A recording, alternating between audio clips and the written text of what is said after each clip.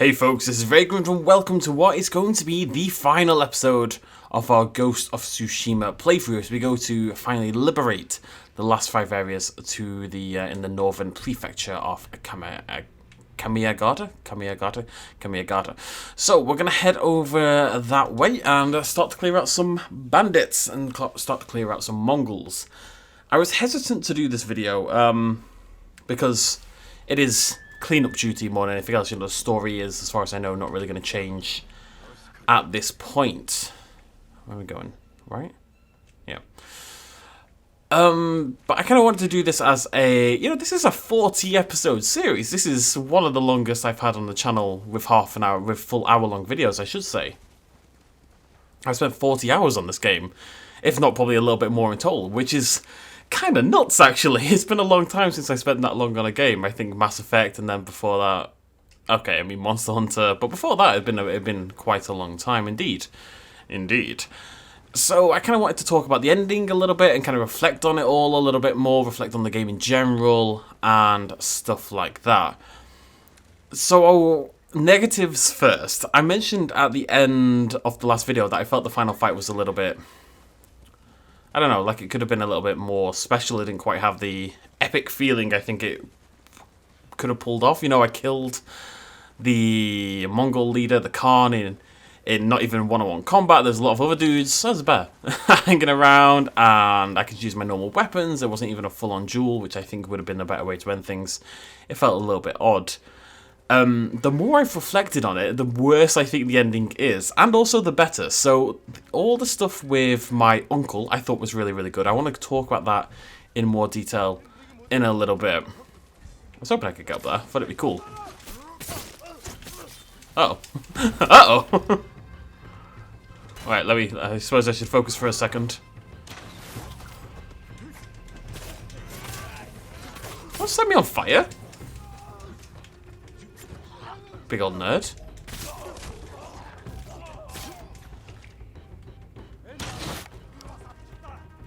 Hey, buddy.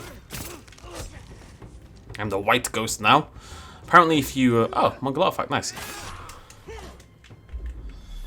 Apparently if you go for the different ending, where you don't kill your uncle, you actually get a red ghost set instead. What are you doing, buddy? That's not the time.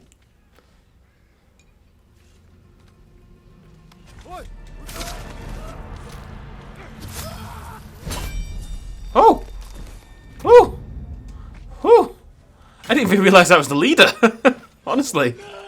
Didn't have a clue. What am I doing here? Steve bomb. Ow. Smoke bomb. Ah, let's just play normally. It's fine.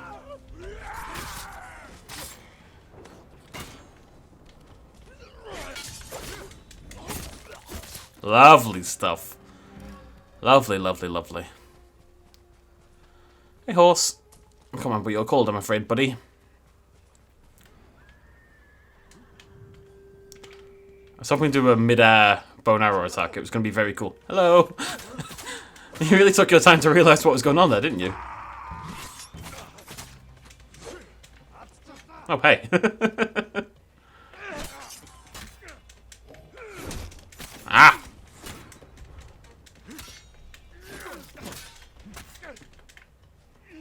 This is not the best environment for a fight I've ever seen, admittedly. Right, he's finally bloody dead. Right, anyway, so I was meant to be talking. So the uncle stuff was really good, really strong, really emotionally strong. It was the Khan fight and the post-uncle stuff that I take a problem with. So I've already really talked about the Khan fight, but... oh, hello. I didn't really talk about the other stuff.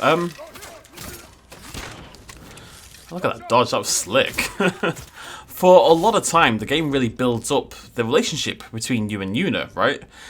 And it builds it up, it's very friendly and respectful, but there is a romantic element. It's there, it just is. I think you'd have to not be paying attention to not see it, essentially. Are we done? Nice. You are bloody miles away from everything, aren't you, son? Excuse me. And Especially, I mean, just before the final fight, she suggested they run off together, they disappear, they don't go through the fight. You know, there was clearly a romantic element at play.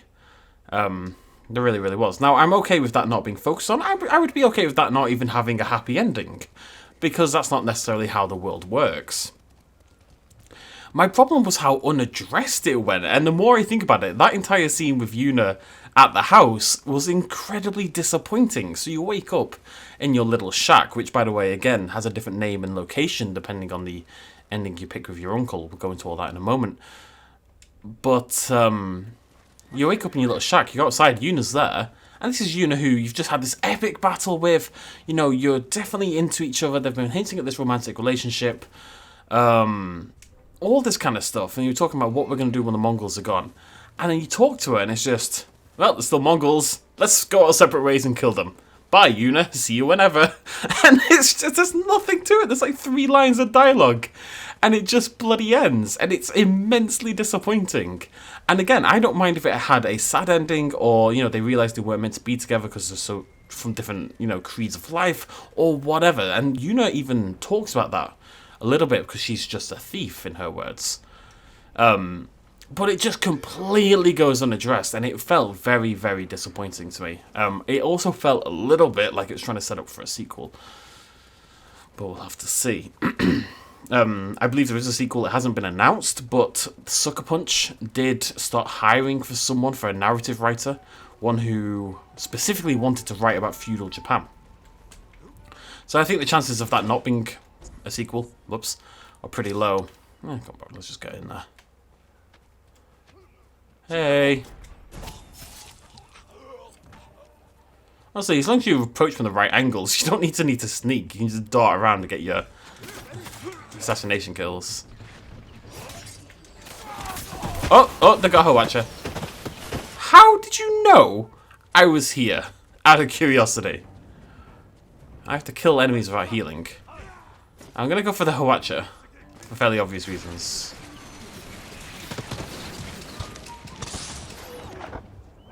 Hey, buddy. Oh, maybe I can use it. Hey, Hawatcha man, how you doing?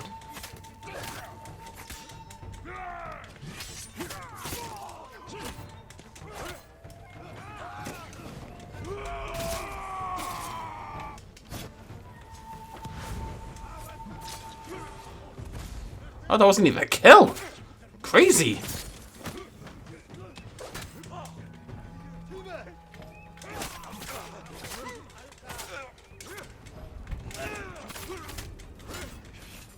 Some tough boys up here, I'm telling you.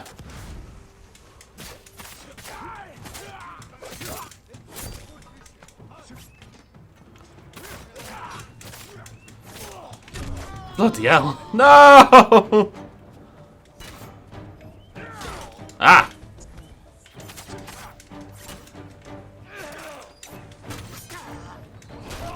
Alright, alright, alright.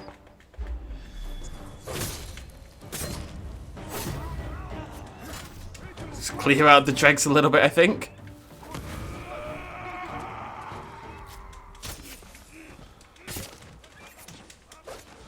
Bloody Nora. Are we quite done? Nope, not really.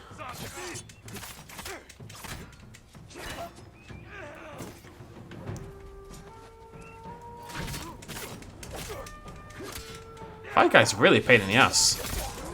That's slick though, that was pretty good. Oh, bear with me, buddy.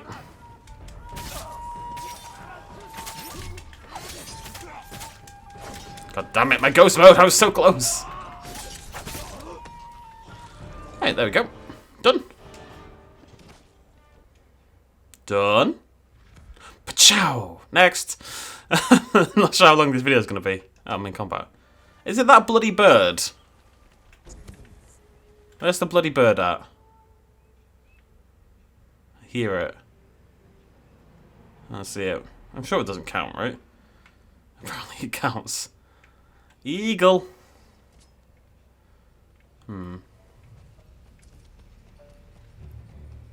It's over there somewhere. God, I look a little rough. Right, anyways, that's what I was saying. So, oh, for God's sake. I really do, I think that aspect of the ending was really disappointing. And I think the final fight was okay. I think maybe on a harder difficulty, and if I'd restricted my non-ghost usage, I suppose. Or my ghost usage, I mean. Am I still, for God's sake.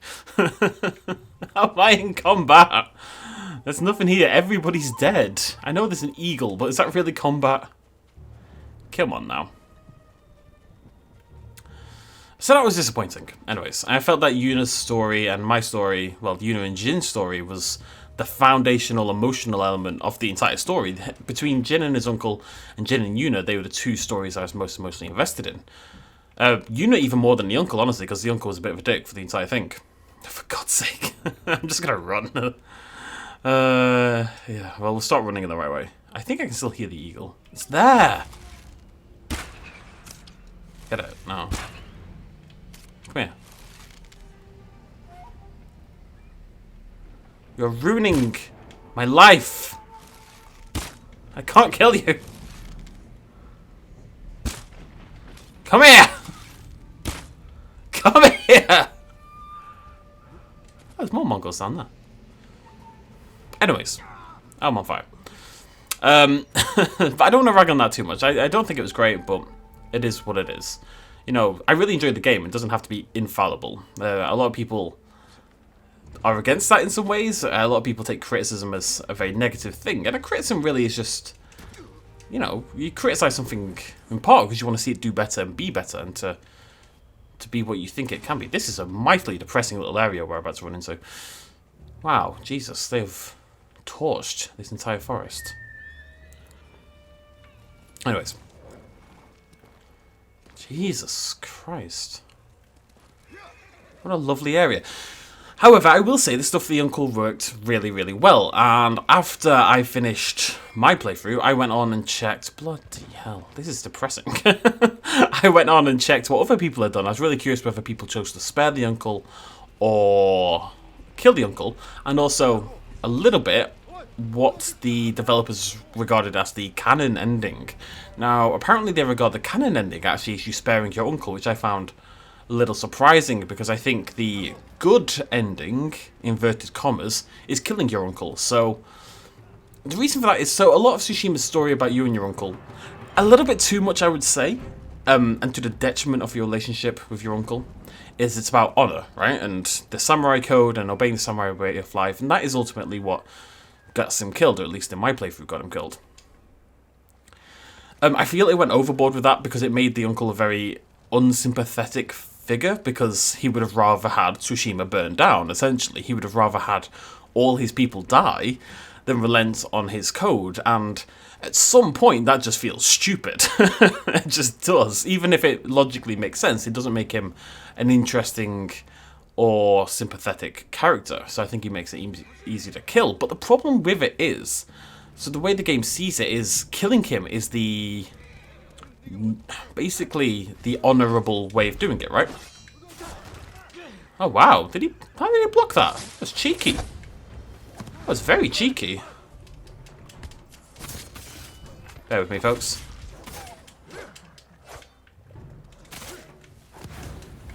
I like my chain assassinations. No, give me chain. Oh, you're not. Let me try again. Oh, okay. Ghost mode. The greatest superhero of them all. Just trying to be very efficient and clearing out these camps. Oh, damn. Hello. Apparently there's someone else here. Well, who, though? It kicks you out of ghost mode if there's no enemies nearby, so... I hear someone. Where are they? Oh, hello. So... But other than that, the uncle stuff was very, very affecting. Hi. It really was. It was very, very powerful and emotional and sad. But my point was that the point of the ending where you kill him is that despite, you know, essentially not following the samurai code anymore, you're still willing to kill a family member because that is what he wanted and that would be part of the samurai code. If you want to respect the honor of your uncle, even though you don't subscribe to that code anymore, then you kill him, essentially. And that's why I did it, because I felt like, even though I don't want to kill my family members, obviously, and even if I don't subscribe to his theories anymore, and I wouldn't personally want to go like that, and I'm the ghost, I'm not samurai anymore, I felt like Jin and myself would both still have a lot of respect for the uncle, enough to grant him that wish, and enough for him to die with honor, and to grant him the wish of dying with honor. Whereas I think sparing him is basically saying you care so little about your previous life and your new ghost life that you're willing to abandon it all, like that it doesn't matter anymore to you, essentially, and you are the ghost. And if you go back and watch the video for that, that's how it plays out. Jin basically says he has no honor. He walks away, and the ghost says that ghost will be hunted forever, and he says he knows, and he just goes off and becomes the ghost, this vengeful spirit, basically. Some people saw it more as Jin just wouldn't kill his uncle. He just wouldn't be willing to do that, but from my perspective, killing your uncle was the moral thing to do. It was what he would have wanted, and it's what his honor code would have dictated. And I think no matter how... actually, good point here. Let me make this point. So, the main reason I see to not kill the uncle is it no longer fits with Jin's code. Jin is now the ghost, right? He's not a samurai. He doesn't abide by this honorable code. Honorable inverted commas. He doesn't have to feel bound by it. Therefore, he doesn't have to do as the code says, essentially, right? Oh, that didn't go well at all. I've no left. Oh god, I don't even have any. Good eyes! Ooh, Mongol artifacts.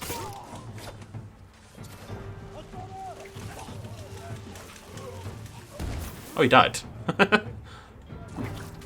These things are so overpowered. Oh, he's on fire. A nice surprise.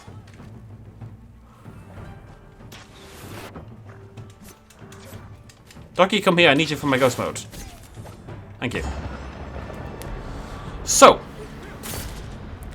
the idea behind killing it, there's either two ways. It's either you don't subscribe to that samurai code anymore, or you simply don't want to kill him just because you think Jin wouldn't want to kill his family member, which is acceptable. Absolutely, it's Jin's last family. I can see why he wouldn't want to kill him. I don't have a problem with that line of thought. But if it's the other one... So the theory is that Jin doesn't subscribe to that anymore. He doesn't want to be that rigid into the samurai code. But if you are so rigid in the ghost code, essentially, into this new way of life, into this vengeful ghost mode that Jin has created, that you would not break it, essentially, that you wouldn't even temporarily diverge back into your old samurai lifestyle to honor the dying wish of your uncle, who did essentially raise you, and his true wish was to die in that way and to be killed like a warrior and die with honor in that way. If you can't give up the ghost code or the ghost way of living and do that honorable kill for your uncle, are you not actually just as bad as your uncle in some ways, in that kind of strictness and adherence to a dishonorable life rather than an honorable life? And if you watch the scene where, like I say, where he walks away, Jin just says he has no honor, therefore he doesn't have to kill his uncle. His uncle wants an honorable death, and Jin's answer is, well, I have no honor, therefore I don't have to give you that. And that's Jin sticking too strongly to his new creed, essentially, rather than being malleable for it and breaking for it and doing what his uncle asks. Whereas I think killing your uncle to give him this wish, even if it's not your code, shows a willingness to be the ghost, yes, but still have elements of your past and still be able to give people what they want and what they need, even if it doesn't strictly follow by your code, which I think is a good suit and strong character trait for someone to have. I will admit, I was immensely surprised that the developers consider the sparing ending to be the canon, because having seen both, I feel like the killing ending is much more powerful and cathartic and emotionally strong. I feel the spare ending was actually quite weak, and I'm very surprised the developers seemingly prefer it. And I suspect that's so they can have conflict with Shimura in a sequel more than anything else, not to be cynical about it, but it does surprise me. Because the kill ending was strong, you know, it had, you know, I mean, oh no, he ruined my ghost streak, the goddamn dog! You know, Shimura calls you son at the end. You know, he's about to die, and he's just kind of renounced you entirely because of what's gone on and the clan's and stuff like that. But just before you kill him, he calls you son. And I think that's because he sees that even though you are the ghost, there is still elements of the kid he raised in there. The honourable samurai that he always wanted you to be is still alive. And your willingness to break your ghost code, inverted commas, in order to do that shows that that person is still there. It's just you also have aspects of... People aren't black and white. You have aspects of multiple people within you, and that's another part of you. And obviously he saw great honour in that, and he was very thankful for that, blah, blah, blah, blah. So, again, very surprised that they consider that the canon ending. I'm sure some of you chose to spare him, and maybe you've got your reasons, but I would recommend watching both videos, and I think a lot of people will agree that the kill ending is much, much stronger. Anyways, that is that done. Now, I don't see, we can see all the question marks, but that is about it. Wow.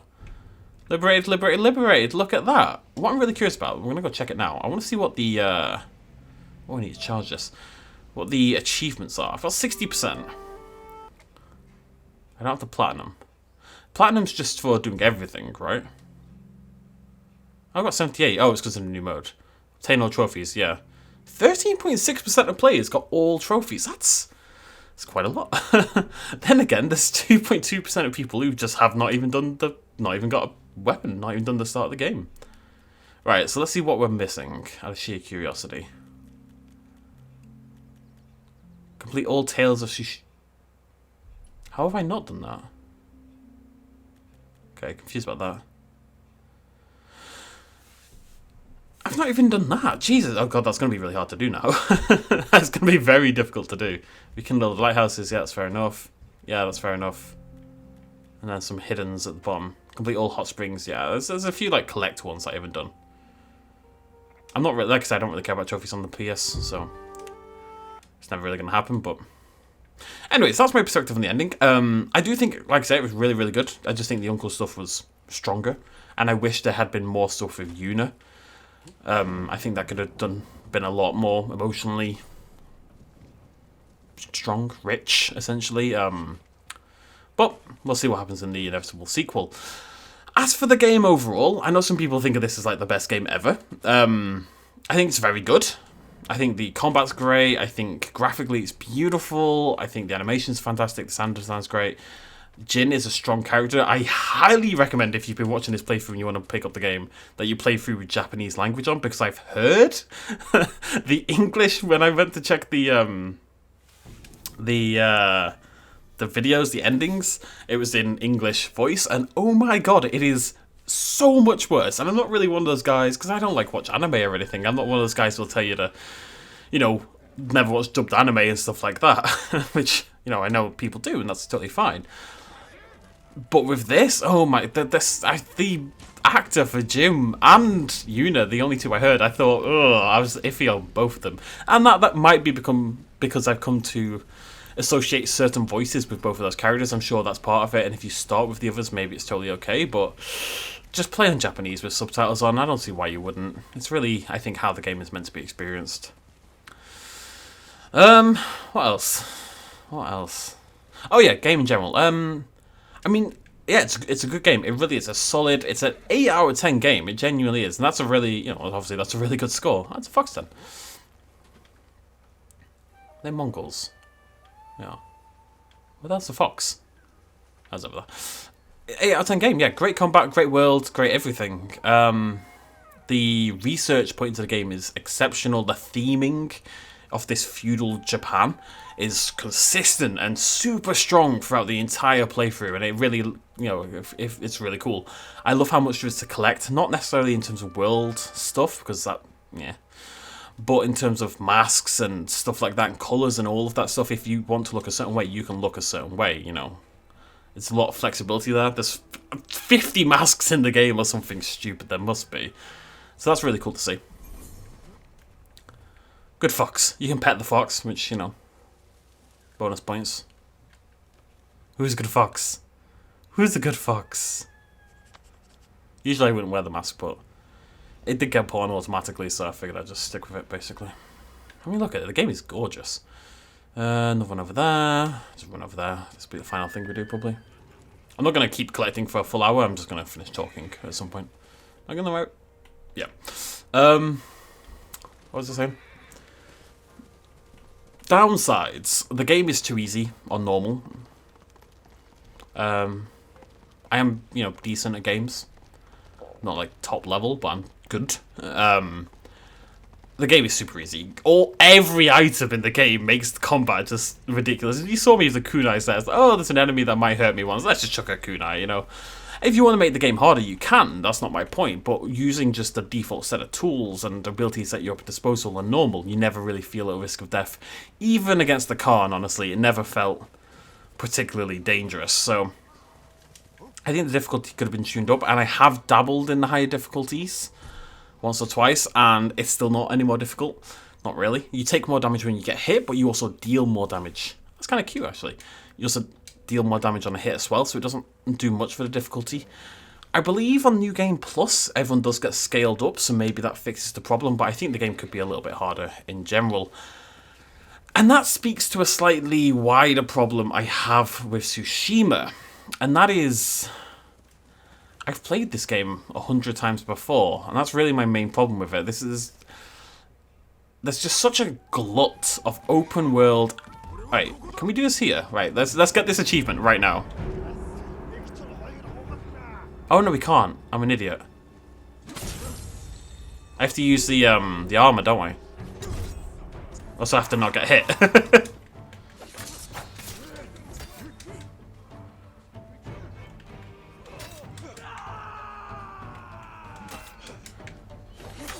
I swear that dude walked up to me and then started to run away scared. Yeah, there's a special armor you can get where it increases your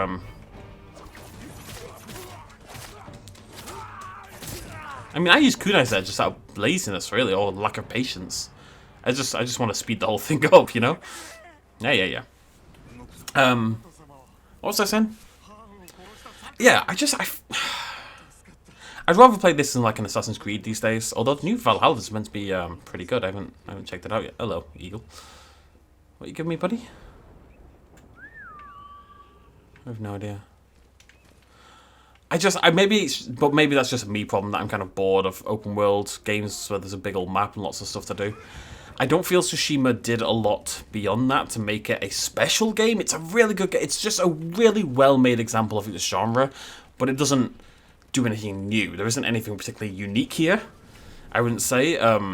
Character-wise, it's good. It's not exceptional. Yuna's a really strong character. Jin's a really strong character. Shimura is okay. Beyond that, I like the characters. I liked Taka. I liked Norio. I liked all the characters, but they weren't, you know, particularly deep personalities or anything like that. I just liked them because they were nicely written characters. I'm not trying to be too harsh on the game here because I really did enjoy it. Like I said, 8 out of 10 game. I just think it could have pushed maybe a couple of boundaries somewhere. I don't know what they would have looked like. A bit of bravery, actually, with its characters, because they all survived to the end, except Taka, basically, right? Like, I think someone should have gone down in the final battle. I'm really, really surprised Misako and Yarikawa both survived that final fight. I feel like one of them maybe should have died. Or, hell, kill Yuna off would have broken my heart, but still, yeah, I think it would have been totally suitable and a little bit braver to do. I don't know. I guess with age, more than anything else, I'm looking for more unique gaming experiences, if that makes sense. To the point where just a very, very well-made game, and this is one of the best open world games I've ever played like this. Which means, it makes it even weirder that I'm ragging on it a little bit right now. But its lack of uniqueness beyond the setting hamstrings it a little bit. I think it could have been braver in a couple of things, mixed up the gameplay a little bit more, been braver with its characters, been braver with its player choice and stuff like that.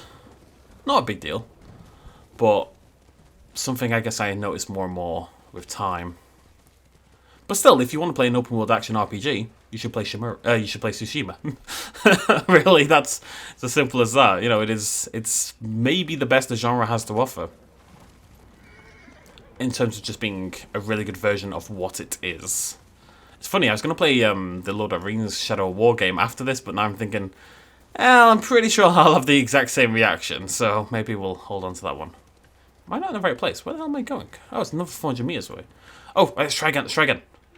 Last thing we do, right, let's get the armor on. Which armor is it?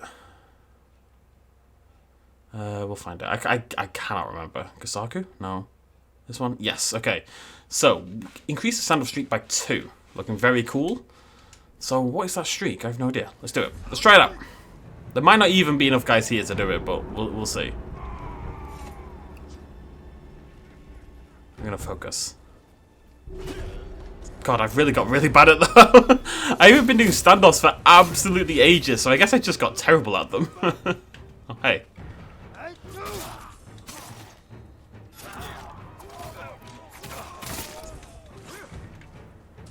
Whoopsie daisy. It's an achievement I'm not meant to get, I guess.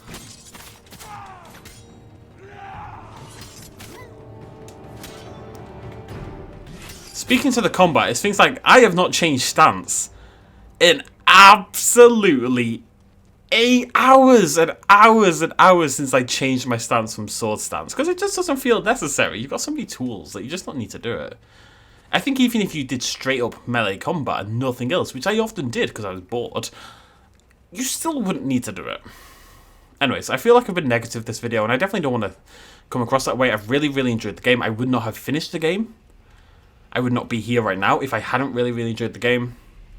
Lots of great stuff here. I just wish they'd pushed the boat out a little bit more, and I wish the ending was a little bit more satisfying.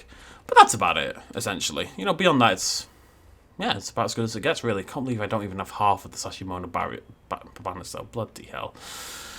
Anyways, that is the end of our Jin's story. We may check out the multiplayer at some point. We'll have to see. I don't know if I've got a follow-up playthrough planned. I might play Valhalla, actually. I'm kind of tempted to play Valhalla. I would also be a few days late to that, but it's getting really good reviews. I kind of want to play it right now.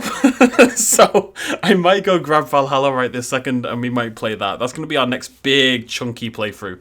And like I said, the idea is to run smaller games alongside it. We'll see how that goes. I'll see how I feel. But thank you so much for joining me for this entire playthrough. Let me know what you think of the game down below if you yourselves have played it, about the ending and all that kind of jazz. Please don't take what I've said here as being overly negative or critical. I'm only a critic when I love something, genuinely, or think it could be even better than it is. Keep in mind, Jurassic World Evolution, I have 400 plus hours on that game, and I gave it a 6 out of 10 in my review. So there you go. I criticise because I love, and because I'd never criticise or go into details of how a bad game could be improved, because there's just not that much room to grow, or I don't see the potential there. It's always because I think a game could be even better than it currently is, and I want to see that happen, because who doesn't, basically, you know? I think that makes a lot of sense. It's my way of showing love. It's also why I'm single. Thank you so much for joining me. I'll see you lovely folks next time. Cheers, much love as always. Bye-bye.